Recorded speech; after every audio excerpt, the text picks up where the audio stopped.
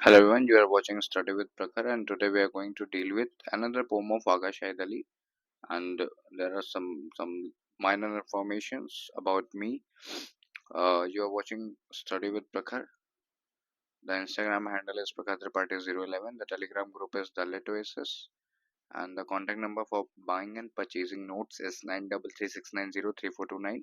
अगर किसी को भी नोट चाहिए पेपर नंबर 1 to 4 का क्वेश्चन आंसर फॉर्म में, तो he or she can buy 77 rupees per subject. The little red riding hood by Agha Shahid Ali. वैसे तो इसका पूरा नाम ये होना चाहिए, wolf's postscript to the little red riding hood, शायद यही नाम है.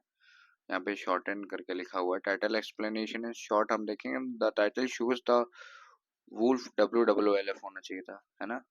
हाँ, WWLF है वहाँ पोम में, WLF नहीं है, WOOLF है, देख लेना. Is narrating his own version of the fairy tale little red riding hood का एक फेरी टेल का वर्जन वुल्फ सुना रहा है. और अ पोस्टस्क्रिप्ट और an afterthought to correct the popular version that painted him as evil. यानी कि उस कहानी के बाद, फेरी टेल के बाद कैसे वुल्फ को बुरा मान लिया गया, तो उसका जवाब दे रहा है, पोस्टस्क्रिप्ट दे रहा है. कौन दे रहा है? वुल्फ खुद से दे रहा है. ठीक है. Central theme the poem question societal judgement, यानी कि सोसाइटी कैसे एक वाकया के बाद लोगों को जज कर लेती है. मिस इंटरप्रिटेशन, यानी कि लोग कई बार गलत चीजें जान जाते हैं. One side nature of traditional narratives, यानी कि जो भी पुराने नरेटिव्स हैं वो वन साइड नरेट करते हैं, यानी एक ही साइड को नरेट करते हैं, दूसरे को भूल जाते हैं. Specially the vilification of the so called villain. Vilification यानी कि criticism of the so-called villain. It offers a more humanized, reflective version of the wolf. WWLF है, देख लेना. तो यहाँ पे ह्यूमनाइज करके बताया जा रहा है, उसको अच्छा करके दिखाया जाएगा. Line by line explanation. First grant me my sense of history, let me first defend my own versions of the story. यानी कि वुल्फ बोलता है कि मुझे मेरी स्टोरी खुद बताने दो. I did it for posterity. I did what I think. I did what I did thinking about the future, maybe to teach something valuable. यानी कि मैंने जो कुछ भी किया वो इसलिए किया ताकि मैं बच्चों को कुछ वैल्यूएबल सिखा सकूं. ठीक है. फॉर किंडर गार्डन टीचर्स, यानी कि मैंने इसलिए ऐसा किया था कि Kinder garden teachers clear message बच्चों को दे पाए. एंड अ क्लियर मोरल, यानी क्लियर बातें कर पाए, अपने बच्चों को सिखा पाए. A straight forward lesson for children. Little girls shouldn't wander of, यानी कि छोटे बच्चों को घूमना नहीं चाहिए, बाहर नहीं घूमना चाहिए. The moral is young girls should stay safe and not stray, यानी घूमना टहलना नहीं चाहिए बाहर. In search of strange flowers, यानी कि फूल पत्ती नहीं तोड़नी चाहिए या उन्हें ढूंढना नहीं चाहिए. Specially not in pursuit of unknown और टेम्पटिंग थिंग्स, यानी कि कुछ भी अच्छा दिख रहा है तो उसकी तरफ नहीं भागना चाहिए. ठीक है. ये लड़कियों के लिए वैसे तो एक हिडन सिंबल भी है कि they should not run for the beauty. जांच पड़ताल करनी चाहिए फिर भागना चाहिए. If you know you know.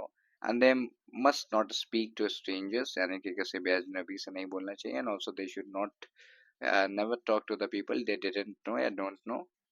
And then grant me my generous sense of plot. अब वो जो वुल्फ है वो डिमांड कर रहा है. Now understand my version of how the story unfolded, यानी कि वो बता रहा है चलो मेरी कहानी सुनो. बाकी लोगों ने तो बहुत कुछ बताया नरेटिव मेरे बारे में, लेकिन अब मेरा नरेटिव सुनो. Couldn't I have gobbled her up? क्या मैं चाहता तो उसे खा नहीं लेता. I had the chance to eat her early on, right there in the jungle, in the forest when we first met. यानी कि जब वो पहली बार दिखी थी तो भी मैं उसे खा सकता था, लेकिन मैंने उस समय पे भी उसे छोड़ दिया. तो क्यों छोड़ा उसका एक कारण है. Why did I ask her where her grandma lived? क्यों मैंने पूछा कि उसकी ग्रैंडमा कहाँ रहती है. Why would I bother to question her about her destination? ठीक है, मुझे क्या जरूरत थी उसके डेस्टिनेशन के बारे में पूछने की. तो इसका मतलब ये है कि कहीं ना कहीं वो वूल जो था वो बच्ची को लेके कंसर्न था, और उस बच्चे को वापस घर तक छोड़ना उड़ना चाहता था. जिसने टेल वगैरह सुनी होगी कि भेड़िया दादी माँ का भेष रख के चला आता है. तो ये सारी चीजें हैं. As if I a forest dweller, I live in the forest.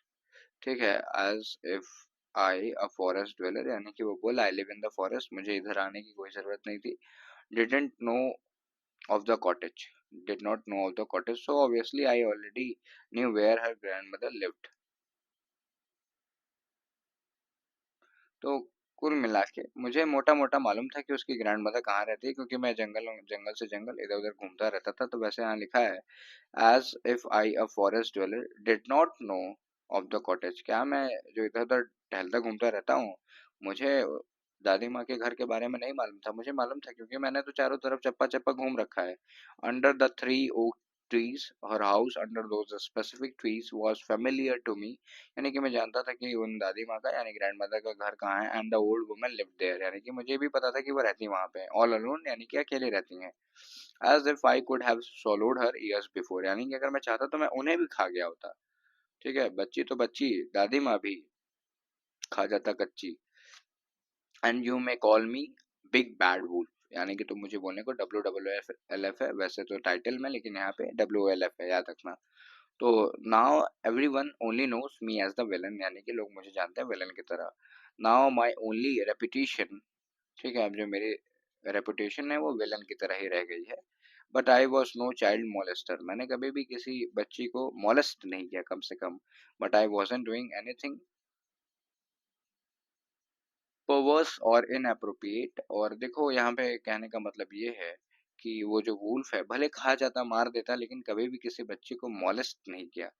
अब देख लो भाई, सही सही बात है कि if you want to kill somebody kill them, है ना। वैसे भी मैं इसको लीगलाइज नहीं कर रहा हूँ, लेकिन अगर if you are in a conflict with a girl, तो if you want to kill her, है ना। एथिकली देखा जाए तो मारना ही है तो मार दो, लेकिन don't molest her, don't do anything inappropriate to her. ऐसा वाला कॉन्सेप्ट यहाँ पे बताने की कोशिश की गई है। Though you will agree she was pretty, अगर तुम ये भी कहो even if you agree the girl was attractive, I wasn't a predator, यानी कि गर्ल भले ही अट्रैक्टिव रही हो, लेकिन मेरा ऐसा कोई सीन नहीं था कि मैं उसे मॉलेस्ट करूं। And the huntsman, now let's talk about the so called hero, यानी कि जो वो जो हंटर आया उसको जो सब लोग हीरो बताते हैं, तो चलो उसके बारे में भी बात कर लेते हैं, सबका हिसाब आज कर ही देते हैं। Was I sleeping while he snipped, क्या मैं सो नहीं रहा था जब उसने मुझे मारा? Was I unaware when he cut open my body, जब उसने मुझे मार दिया तो मैं तो सो रहा था तब उसने मुझे मारा।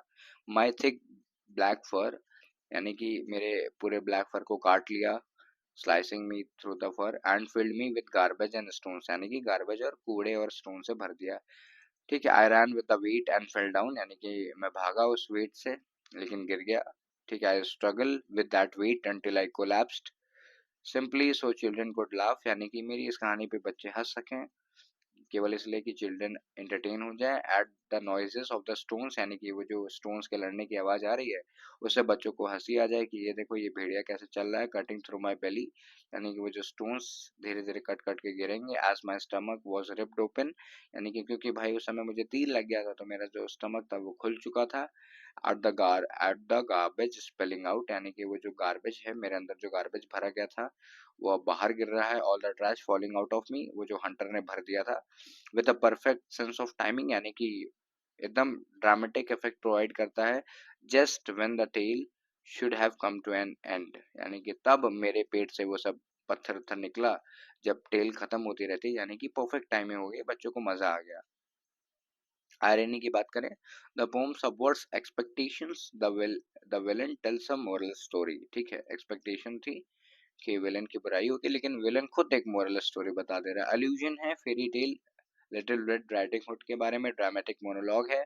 The wolf speaks directly to the audience to justify himself, WWLF है टाइटल में, याद रखना इसको। इमेजरी है, vivid descriptions like thick black fur and garbage spilling out के बारे में। सटायर है, क्रिटिक्स मोरलिस्टिक स्टोरी टेलिंग है, सोसाइटल जजमेंट्स के बारे में। एंजॉयमेंट है, many lines flow into the next without punctuation, run on line वही। Three most important questions. How does Aga Shahid Ali reinterpret the character of Wolf in his poem? What is the significance of Wolf's emphasis on plot and morality in the poem? What are the literary devices? How does the poet uses to challenge the traditional fairy tale narrative and how they are effective? तो मेरे हिसाब से this one goes right for us. Question number 3, कि अगर मुकम्मल तैयारी या मुकम्मल जानकारी हो जाए तो काम बन जाना चाहिए। You are watching study with Prakhar and the contact number for buying notes is 9336903429, किसी भी सब्जेक्ट का, पांचों subject in form of question answers. Thank you for watching. Long live literature, long live you all people.